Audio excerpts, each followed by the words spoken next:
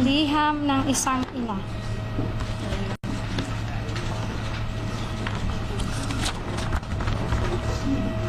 Magandang umaga muli. Ako po si Mrs. Angelica Yulo, ang nanay ni Carlos Yulo. Ako po ay narito para ipahayag ang aking huling pananalita hinggil sa girian sa aming pamilya at ng panig ng anak ko. Emosyonal na humingi ng tawad si Angelica Yulo sa kanyang anak na si Carlos Yulo sa isang press conference nitong Miyerkules. Dito ay dinitalye niya kung bakit humantong sila sa ganitong sitwasyon.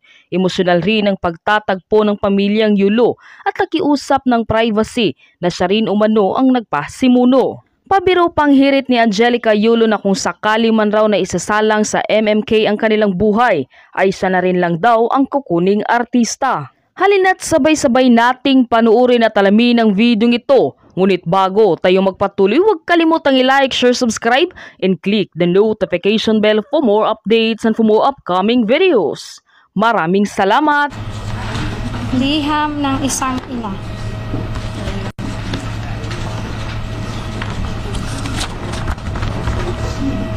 Magandang umaga muli. Ako po si Mrs. Angelica Yulo, ang nanay ni Carlos Yulo.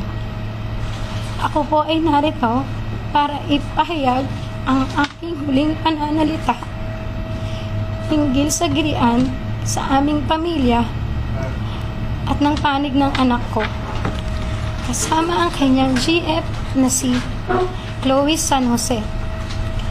Umabot na kasi ito sa nakakaalarmang sitwasyon. Dahil buong sambayanan alam na at nakaabang na sa mga susunod na salita ng bawat isa kung kailan dapat ang ganitong hindi pagkakaunawaan naway nananatili lamang pribado at inaayos sa personal na paraan. Hindi ako perpektong ina at alam ng Diyos na hindi ka din perpektong anak at walang perpektong pamilya. Walang ibang hangad ang isang ina kung hindi ang ikabubuti ng kanyang anak at sa bawat miyembro ng pamilya. Sa paraan ng marahas, maingay, sana'y maunawaan mo na ang intensyon ko ay malinis. Ako ay isang ina na saktan dahil ang mabait na anak na pinalaki ko ng maayos at mabuting tao ay hindi na nakikinig sa mga paggabay ng magulang. Kung mali man ang naging pagpunak ko sa nobya mo, humihingi ako ng patawad dahil nanay lang ako na nag-aalala. Matanda ka na, kaya mo nang magdesisyon para sa sarili mo. Bukas ang aming pintuan sa tahanan, may pera ka o wala, kung nanaisin mong bumalik sa amin. Hindi na pwedeng bawiin ang nasabi. Ang amin lang, handa na ako at ang papa mo mag-usap tayo ng bukas ang loob na may pangunawa anumang oras na handa ka pag-uwi mo upang maayos ito. Hindi kailangan ng ibang tao na malaman ang mga alitan dahil hindi nila alam ang buong kwento at hindi nila ito lubos na nauunawaan. Gayunpaman, humihingi ako ng patawad sa iyo at sa sambayanan sa mga nasabi ko sa interview. Pagod at puyat ako sa kapapanood sa iyo ng mga panahon na yon. Di makatulog sa tuwa kahit tapos na ang iyong laban. Hindi ako nakapag-isip ng mabuti nang nirapido ako ng mga tanong ng mga reporter tungkol sa bagay na dapat ay tayo lamang ang nag-ayos. Patawad, anak. Iintindihan ko na maaaring tignan ng iba na kaya lamang ako nagsasalita ngayon ay dahil sa iyong tagumpay at kasaganaan. Ako ay nagsasalita para ilagay na sa katahimikan ng issue. Bukas ang pintuan para pag-usapan ng personal na walang galit. Hindi man humantong sa pagkabuo ng pamilya, naway maipanatili natin ang respeto sa isa't isa at sa dignidad ng pamilya. Kung hindi man tayo magkaayos, sana sa pagdating ng panahon, maunawaan ang aking panig, intensyon at hindi ang ingay. Ang pamilya, iisa lang yan at laging andyan lang para sa isa't isa sa kabila ng anumang pagsubok o alitan.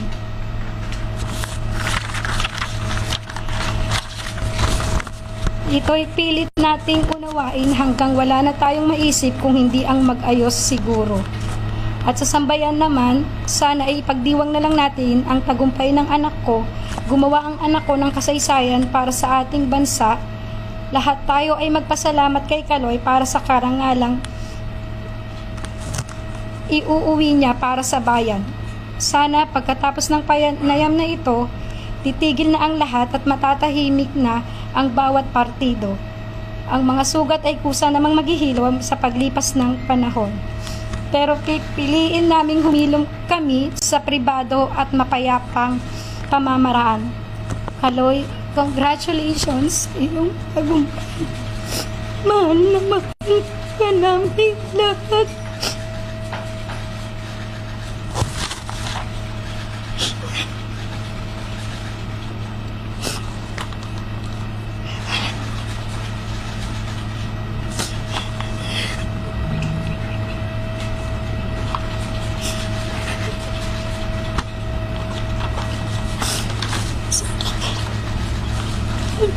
Sorry. May mga gusto lang po akong i-clarify doon sa mga interviews at mga sagot ng nanay ko po sa mga interviews niya po. Unang-una po yung 70K na incentives po na sinasabi niya from World Championships 2021 po. Unang-una po 2022 po yun. At hindi lang po 70K yung na-receive ko po doon. Alam ko 6 digits po yun dahil dalawa po yung nakuha kong medalya. After nun, mga bandang December, umuwi ako sa Pilipinas. Nakikita kami ng mama ko. At hindi niya sa akin sinasabi na na-receive niya na pala yung incentives ko from World Championships. Hindi ko pa po malalaman na na-receive niya na po yung incentives ko kung hindi ko pa po hinanap. Never ko na po na-receive yung incentives ko po na yun. At never ko na rin naman po na hiningi yun sa kanila. Binigay ko na at wala na po yun sa akin. Ang sa akin lang naman, gusto ko malaman kung saan napunta yung incentives ko po na yun.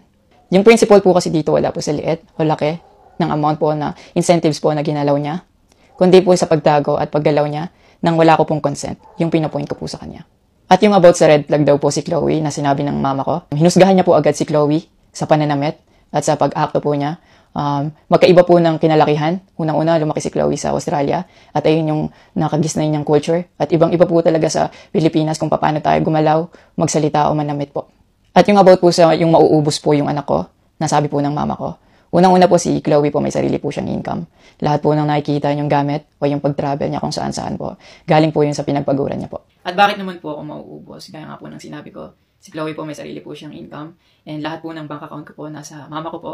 At may mga instances po talaga na si Chloe po yung sumasalo sa akin that time po. Bukod sa incentives po, nasa kanya din kasi yung bank account ko sa monthly allowances sa pag-gymnastics ko. And nung nakuha ko na yung bank account ko po na yun, doon ko po nalaman na inuubos niya po yung laman nun. And nasa akin po yung mga bank statement ng withdrawal po na ginagawa niya po. Sabi niya po nagsimula daw yung hindi namin pagkakaintindihan dahil kay Chloe daw po. Opo, totoo po yun. Dahil ever since unang-una pa lang, ayaw niya na kay Chloe kahit hindi niya pa po nakikita or nakikilala in person. And mas nagkalabuan po kami nung naglagay po ako ng boundaries sa relationship ko kasi pinaglaban ko po si Chloe dahil gusto ko po siya. Yung about sa training camp na kinikwento niya na si Chloe dapat wala na daw doon, sabi ng former coach ko pagdating nung dalawang magti-training camp doon. Usually, kapag magti-training camp kami, palaging naka-hotel. And miscommunicated yun na doon pala sila sa akin na mag-i-stay. Hindi rin totoo na pagpunta nila doon, nung dalawang bata, dapat wala na si Chloe kasi sabay-sabay silang pumunta doon. Actually, nagulat pa yung former coach ko kasi nandun si Chloe. Winelcome naman namin sila talaga. Nag-prepare kami para sa kanila. So, hindi ko alam kung bakit ganun yung mga sinasabi niya. At yung sinasabi niya po na yung dalawang bata po dahil si Chloe yan doon, yung nakabalandra daw yung puwet po. Bilang nakakatandang kapatid po, bilang boyfriend ni Chloe po, at bilang ate at kuya po, kami po aalagaan po namin sila. Hindi namin po gagawin yung mga iniisip niya na gano'n, ang dumi niya mag-isip at hindi appropriate yun para sa akin at disrespectful yun actually sa akin and kay Chloe po. Yung sinasabi niya na, so dapat, wala daw pong outsider or guest po doon sa apartment ko po.